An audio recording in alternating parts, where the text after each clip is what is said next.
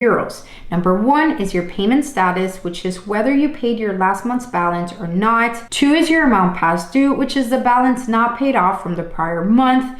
3 is your account age, which is the number of months you've had the credit builder card for. And 4 is your current balance, which is the amount you have spent since the last statement, plus any amount past due. Now, Chime reporting your payment status or on-time payments to all 3 major credit bureaus definitely helps increase your credit score because it counts towards your payment history, which makes up 35% of your overall credit score, which is really good. But the problem is that according to their site, they don't report your credit utilization since the Chime Credit Builder card does not have a set limit. The card not having a set limit in return confuses the credit bureaus and leads to the credit bureaus reporting your card's balance incorrectly, which ends up affecting your credit utilization, although Chime isn't reporting utilization. In simpler terms, the credit bureaus will look at the money you added to your Chime Credit Builder card as a balance on your credit report since there's no set limit on the card, therefore causing an increase in your credit utilization. In other words, if you deposit $200, then your limit is $200,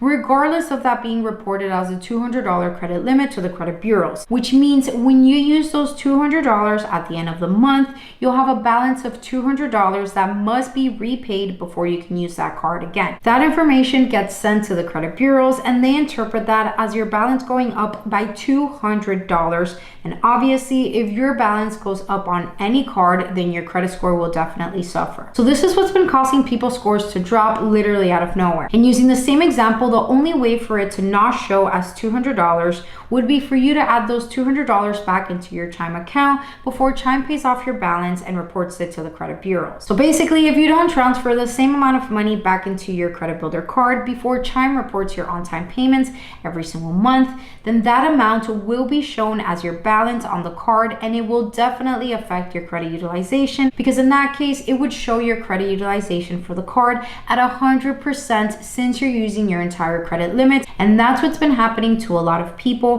where they use the Chime Credit Builder card, they pay it off on time, and all of a sudden their score drops all because of this. Now, just to be clear, Chime does automatically pay off your balance monthly, and they do report your on-time payments every single month as paid in full to the credit bureaus. The problem here is that the credit bureaus don't know how to report this card since the card doesn't have a set credit limit, so they end up viewing your deposited money as your balance, which is literally horrible. Now, my suggestion for using this card or wanting to get this card to build credit would be to transfer a small amount of money into the card.